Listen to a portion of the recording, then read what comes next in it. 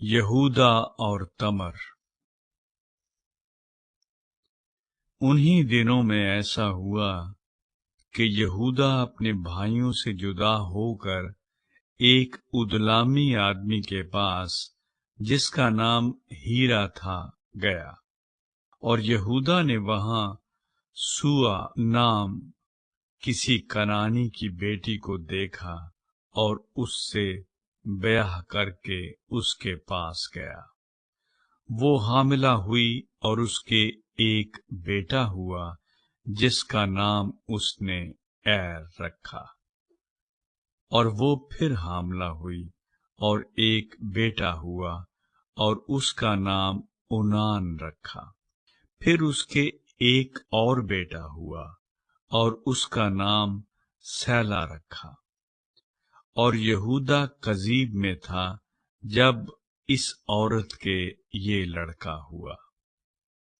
اور یہودا اپنے پہلوٹے بیٹے عیر کے لیے ایک عورت بیاہ لایا جس کا نام تمر تھا، اور یہودا کا پہلوٹا بیٹا عیر خداوند کی نگاہ میں شریر تھا، سو خداوند نے اسے ہلاک کر دیا۔ تب یہودا نے اونان سے کہا کہ اپنے بھائی کی بیوی کے پاس جا اور دیور کا حق ادا کر، تاکہ تیرے بھائی کے نام سے نسل چلے۔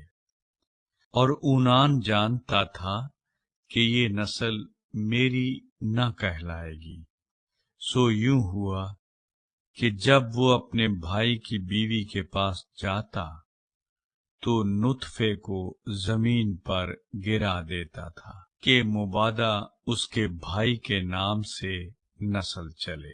اور اس کا یہ کام خداوند کی نظر میں بہت برا تھا، اس لیے اس نے اسے بھی ہلاک کیا۔ تب یہودا نے اپنی بہو تمر سے کہا کہ میرے بیٹے سیلا کے بالغ ہونے تک تو اپنے باپ کے گھر بیوہ بیٹھی رہ، کیونکہ اس نے سوچا کہ کہیں یہ بھی اپنے بھائیوں کی طرح ہلاک نہ ہو جائے۔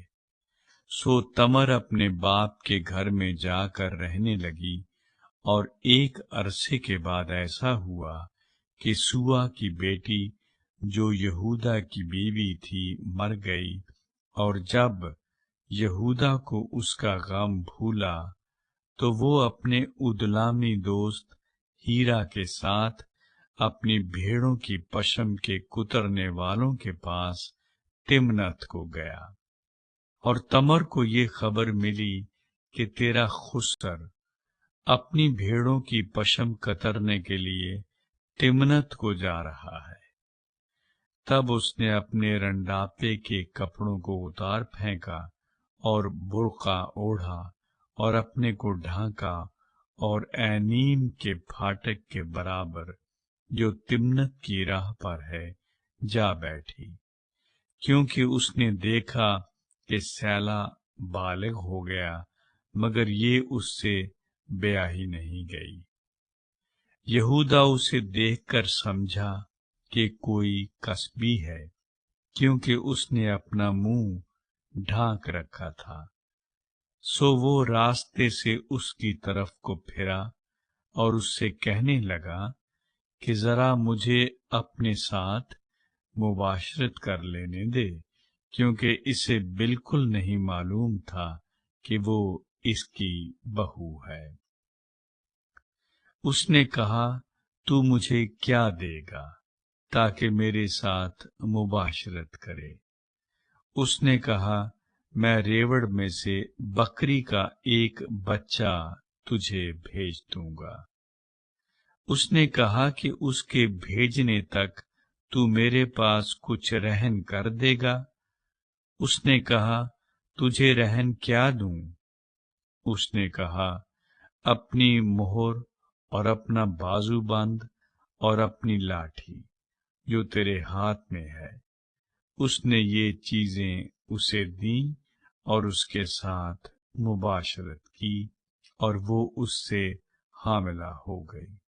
پھر وہ اٹھ کر چلی گئی اور برقع اتار کر رنڈاپے کا جوڑا پہن لیا، اور یہودا نے اپنے ادلامی دوست کے ہاتھ بکری کا بچہ بھیجا تاکہ اس عورت کے پاس سے اپنا رہن واپس منگائے، پر وہ عورت اسے نہ ملی۔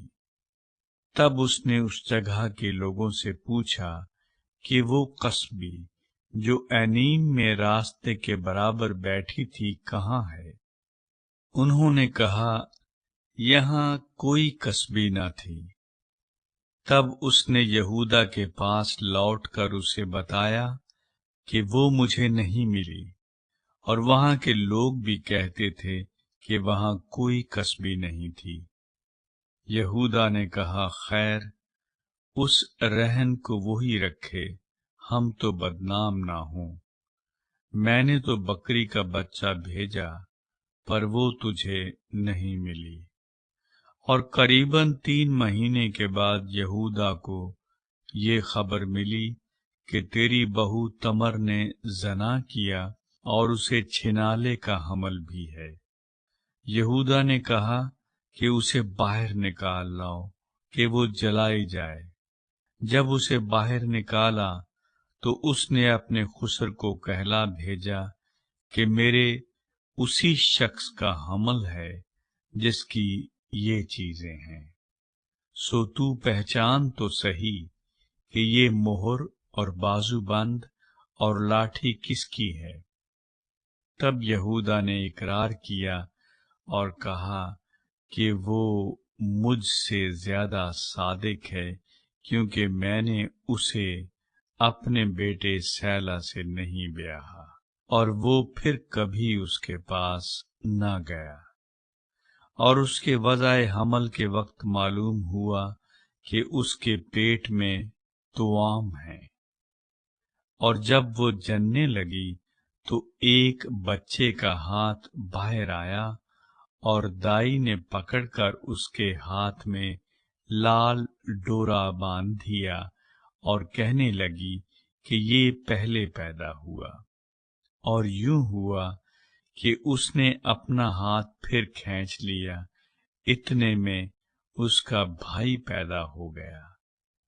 تب وہ دائی بول اٹھی کہ تو کیسے زبردستی نکل پڑا، سو اس کا نام فارس رکھا گیا۔ پھر اس کا بھائی جس کے ہاتھ میں لال ڈورا بندھا تھا پیدا ہوا، اور اس کا نام زارا رکھا گیا۔